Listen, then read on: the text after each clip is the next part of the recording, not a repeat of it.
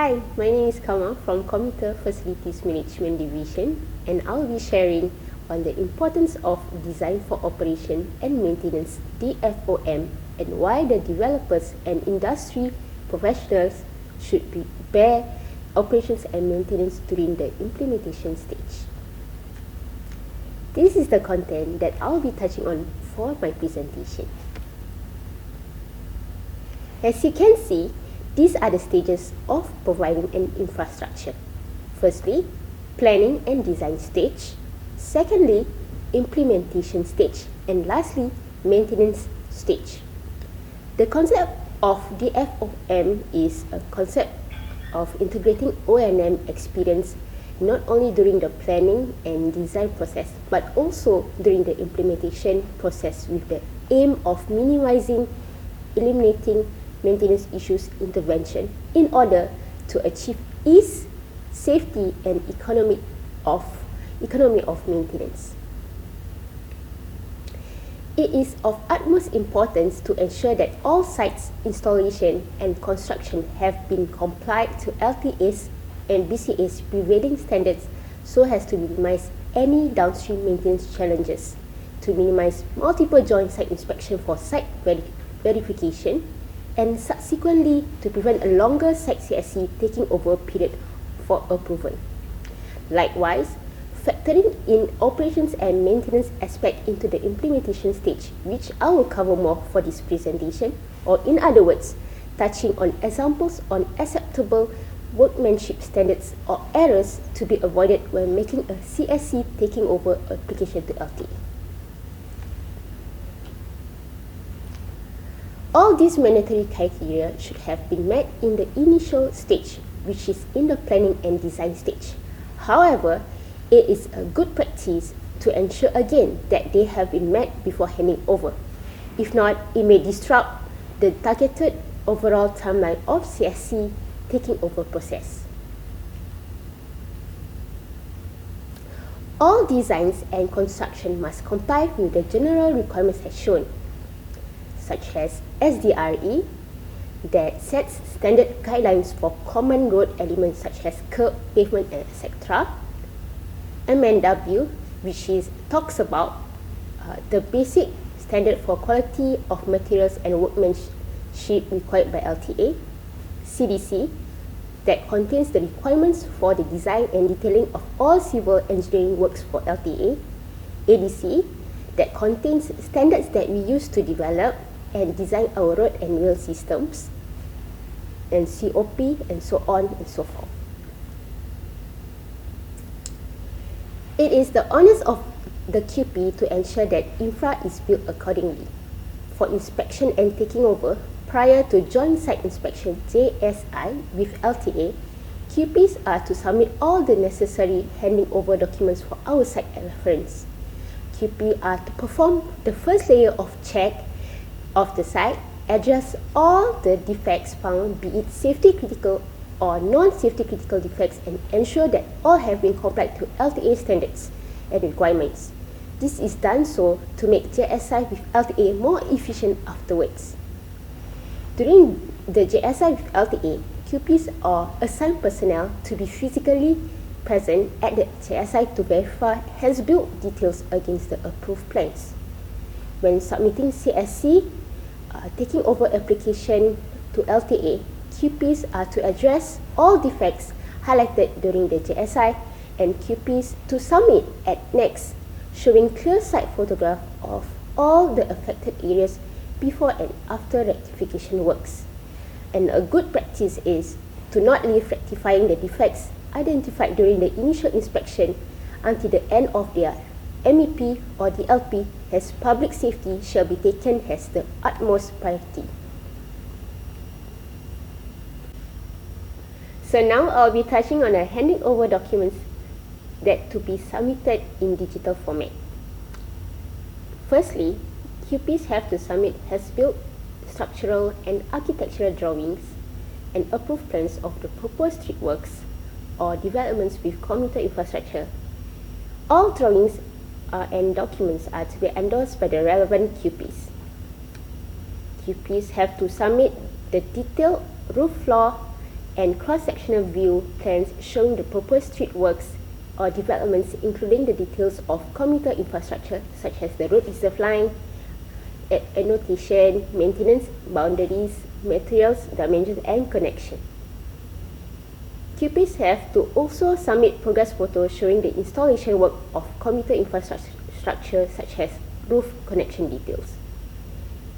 Other than that, all proposed materials like sealant, roof panels, high-strength coating for cycling path, painting, protective coating, tiles must be readily available in the local market with appropriate warranties and guarantees, where QPs have to submit the full details of these proposed materials such as the supplier catalogs and warranties. QPs also have to submit the EMRI form, Asset Master Record Input form, and Inventory Record form. And lastly, QP have to submit taking over letters from other agencies like PUB for its drainage, NParks for its turfing, NEA for its cleaning. So now, I'll be touching on practices and best practices and common errors during the implementation of commuter facilities. During the taking over, there are site issues observed where design had not been taken into consideration of the site surrounding, leading to safety issue. Site has not been complied to design plans, standards, and etc. And this might have resulted as longer taking over process has more discussion and site inspection are needed. Firstly, I'll talk about the design of shelter. For the ease of replacement of structural parts, the design of shelter shall be modularized with demountable parts with bolts and nuts connection. This is because welded connection make it difficult during repair and replacement. Therefore, only bolts and nut system are adopted as much as possible. Customized welded members take time, get fabricated, and difficult to be repaired and replaced. So, welded joint connection and on-site welded joint connections are not recommended as it can shear off if not done properly due to any external forces. And of course, as per to this practice, butt welds are commonly used techniques in the industry, and we also understand that there can be site constraints resulting in changes in dimension. However, our intent here is to minimize on-site welds as much as possible, as these steel members can be prefabricated and transported easily. Thus, site details are to be carefully studied, especially during the design phase, so that we could prevent such modification during construction phase as much as possible. Now, I'll be touching up on the roof of shelter. The roof of shelter shall be designed with a sufficient gradient for an effective water runoff. For standardization, a mono-pitch roof is preferred, and the roof profile shall be designed with a minimum 3-degree fall for drainage and self-cleansing purposes. Do take note of the orientation and direction of the covered way. The roof gradient should fall towards the roadside carriageway so that the water can drain off smoothly and efficiently into the drop inner chamber along the road, DICs. The intent here is to avoid a situation where the pedestrian end up walking on the runoff as it flows across the footpath. As for the bus shelter, we are trying to avoid the commuters having to walk through a curtain of water as they board and alight the buses. In this case, the water runoff will be flowing across the shelter footprint and mainly into the gratings and openings behind the shelter or graded to the road from the sides. Next, as you can see, there are the examples of the pre-designed holes and defective holes. All pre-designed holes for services, wirings, connections on structural members of a commuter infrastructure must be treated for corrosion and be fully sealed if they are not utilized. Defective holes on structural members of a commuter infrastructure should be fully rectified. However, QPs and contractors shall ensure that no defective holes during the fabrication of the structural members in the first place. Next, a proper interfacing element such as flashing and open channel shall be provided between the proposed commuter infrastructure and the existing commuter infrastructure. As you can see, it's the bus shelter and the cover linkway shelter. This is to prevent any water from splashing onto the platform walkway underneath the shelter. The interfacing element, flashing or open channel shall be properly installed on the commuter infrastructure with sealant applied to prevent any water ingress and leakage. This is an example of water leakage on structural members of a commuter infrastructure. QPs and contractors shall take charge of the site and ensure that such issues or situation not happening.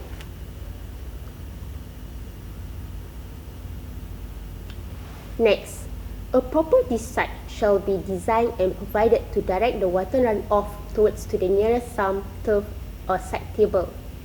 This is to prevent the water runoff from being discharged onto the shelter platform or walkway, causing water ponding on the footpath and inconvenience to the commuters.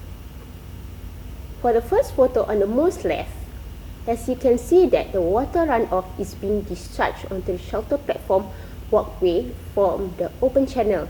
This causes water ponding on the waiting area, walkway, and eventually inconvenience to the commuters staying at the area. The open channel shall be designed away from the waiting area and the water runoff to be directed towards to the nearest sump, turf, or side table. For the photo in the middle, water stagnant can be seen on the shelter that might have resulted in potential mosquito breeding. No proper drainage is provided. This is for the designers or installers to take account of such issue and design for a proper drainage of water. For the photo on the most right, it can be seen that covering way CLW1 is built of a higher height than CLW2. During a downpour, the water runoff will discharge onto the waiting area or walkway due to its roof orientation, causing a curtain of falling water onto the walkway and cause inconvenience to commuters, eventually welcoming public feedbacks. The drainage is not properly addressed. An interfacing element with a proper drainage shall be provided in between the covering ways. Next, this is an example of cladded cover linkway shelter. Cladded roof and false ceiling are not recommended as it would be difficult to monitor the health of internal structure members covered by the cladded roof and false ceiling, mainly corrosion. However, we can consider at special location where needed. The design must take into account provision of inspection points at intervals and also easy removal and placement mechanism of the cladding and false ceiling. And now it's about footpath granulatic platform underneath the shelter. Footpath granulatic platform underneath the shelter shall be graded effectively towards the road to ensure no water stagnation and that water is properly discharged towards the IC along the road as per SDRE. It is vital that the floor levels are taken into consideration below the cover, linkway and bus shelter. As you can see from the examples on the photo shown, there is water stagnation on footpath underneath the cover linkway shelter as well as the granulatic platform underneath the bus stop shelter. The floor is not graded effectively. As per SDRE, footpath should be at a higher level relative to the road and gradient should be falling towards the road. Apart from that, if there's a slope next to the footpath, measures to be provided to treat any potential soil erosion issues.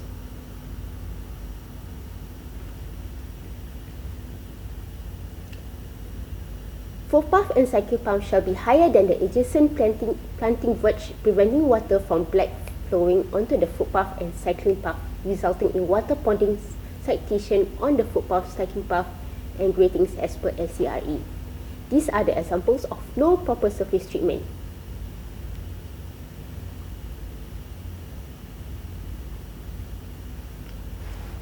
For footpath extension, a proper interfacing dowel bar between the existing footpath and new footpath must be provided to eliminate any potential differential settlement on the footpath in the future. Gradient of the new footpath cycling path shall be designed in conjunction with the existing gradient of the adjoining footpath. These are examples of the differential settlements on footpath, resulting in tripping hazard. They are not recommended. Footpath must be reinstated and made good according to LTA's prevailing standards and requirements and to match with the surrounding existing finishes such as concrete finishes. From COP for works on public street, clause 8.38.1, the reinstatement of footpath shall cover the full width of the footpath according to details as per SDRE, and the length of the footpath reinstatement shall be at least 1 meter. However, if there is more than one reinstatement between a single 6 meter stretch, the area between them has to be reinstated. So these are the examples of non-compliance to reinstatement of footpath, and it's unsightly, not recommended. Gradings on new footpath, shed path and cycling path shall be of concrete infill type. For a cycling path with tiles finish, the infill grading shall match with the existing floor finishes for aesthetic purposes, but the skid resistance shall maintain with a minimum slip resistance requirement of 45 ppm. All elements must be readily and locally available, such as drainage gratings. These are the examples of non-grating gratings that require size customized gratings. For standardization and ease of replacement, infill type grating shall be adopted for the new footpath, shed path and cycling path. Tactile shall be installed with a 300 mm setback from the footpath edge as per STRE. Tactile tiles shall be installed effectively to eliminate a customized cutting of tactile tiles. Tactile tiles shall meet a minimum slip resistance requirement of 45 ppm. This is regarding proper drainage, cut-off drains. To prevent any excessive surface runoff from the adjacent higher ground from flowing onto the footpath platforms of a commuter infrastructure, a proper drainage is to be designed and provided within the boundary of the adjacent higher ground, respectively to drains to be handed over to the adjacent landowner for maintenance. Naturally, water would originate from the adjacent land building at a higher ground. Thus, water would flow into the public streets if there are no drainage provisions. These are requirements from PUB to ensure that the adjacent land building owner properly discharges the water into the public drains and not onto the walkway. The drainage needs not to be dealt with or without use of cut-off drains, where cut-off drains are unavoidable due to the site constraints.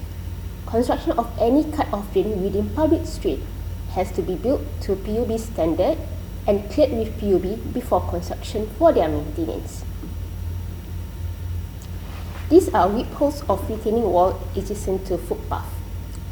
Where there are retaining walls adjacent to the footpath, QPs are to ensure that the discharge via the whip holes do not discharge directly onto footpath, causing concerns like water stagnation, excessive surface runoff that results in slipperiness, which subsequently jeopardizing public safety. It is a requirement under BCA to design the retaining wall with full hydrostatic pressure up to the wall height. Thank you for watching.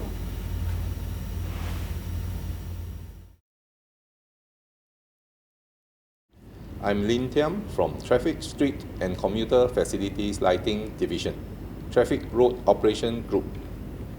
The objectives of today's session is to share with you the acceptable workmanship standards for lighting facilities when making a CSE or handing over of assets to LTA. I will be sharing with you the do's and don'ts for the M&E facilities installation, including common site issues, and finally to update you on the new requirements. First, the placement of OG boxes. When positioning the OG box near the bus shelter, the correct position should be at the upstream of the shelter. The intent is to ensure an unobstructed view of the commuters while waiting for their buses.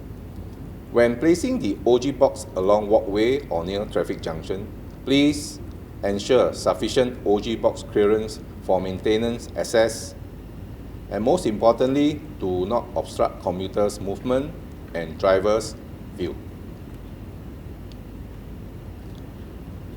All OG boxes are mounted on concrete plinth. During installation, please ensure that the concrete plinth is about 200 to 400 mm above floor finish level, and all gaps must be properly sealed. Please remember to allow sufficient clearance for OG box maintenance access. Next, I will touch on items to provide inside the OG box. After commissioning of the OG box, warning stickers are to be provided on both inside and outside of the box to serve as a safety warning of electrical risks. Please remember to provide a copy of the updated endorsed single line diagram inside the box. This information will be helpful for the maintenance team to react promptly in fault identification and to help shorten the response time. For street lighting OG boxes, very often we notice yellow arrow stickers and numbers are not provided on the boxes. Basically, these arrows help the site staff to identify the direction of the outgoing circuits from the OG box, whereas the OG box number is for identification purpose. Without them, it will create confusion and may prolong lighting restoration. Next, I will move on to cable installation works. A good practice is to ensure proper cable termination inside a IP-rated junction box. When using flexible GI conduit on light fittings, please ensure that the overall length is not more than 300 mm to prevent it from dislodging easily. When installing the light fixture using flexible conduits, the material used should be galvanized with PVC coating. In addition, both ends of the conduit must be secured with adapters. Please ensure all electrical cables are concealed. On the selection of lighting fixtures, the light fitting should be energy efficient LED type and complying with the relevant SS, IEC, IEEC standards. On the installation of lighting fixtures for covered linkway, sometimes we notice that the light fittings were concealed within the steel structure framework. This will obstruct the light emitted from the lighting fixture and resulted in pockets of shadows along the path. The correct mounting position should be to protrude the fixture about 20 to 30 mm from the structure framework to allow optimum light throw. A good practice of mounting light fixture is to use a mounting plate. This is a more secure and safe way of installation. New roof designs that require using tie rod or using recessed methods to secure the light fixtures are strongly discouraged.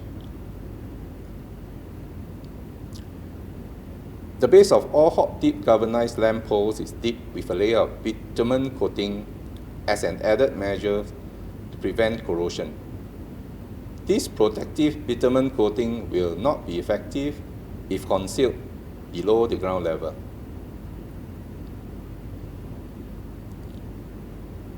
For the installation of lightning protection system at commuter facilities like bus shelters and covered linkways, the design must be standalone and comply with the SS551 and SS555. All connecting accessories should be mounted at high level to deter vandalism. For installation of earthing system and equipotential requirement, please ensure all exposed metal parts within 2 meter radius of the facility's perimeter are bonded to the lightning protection system. A point of caution, please use OD stainless steel clip for bonding purpose and avoid drilling directly into surface of structure. For earth pit installation, please do not locate the pits inside private land and avoid installing along the bus shelter, alighting and boarding zone. A good practice is to align the pit with finished floor level to prevent tripping hazard. The earth pits should be encased in concrete to prevent it from sinking. The pit cover should also be non-slip type. Please remember to top up the pit with clean sand to prevent water stagnant inside the pit. As part of the continuous improvement, new OG boxes that are to be installed near high traffic flow, human traffic flow, should be designed with a pitched roof to deter public from littering on the OG boxes. LTA has implemented the remote control monitoring system. This system monitors and controls the street lights island-wide. One of the key subsystem components is the lighting control box controller, which has been installed in existing OG boxes. For new OG box installation, please allow a space equivalent to the SP services meter to make provision for future link up to the remote control and monitoring system. In addition, LTA also has a plan to include a door sensor in the new OG boxes to deter unauthorized access as part of our future provision. With that, I end my presentation. Thank you.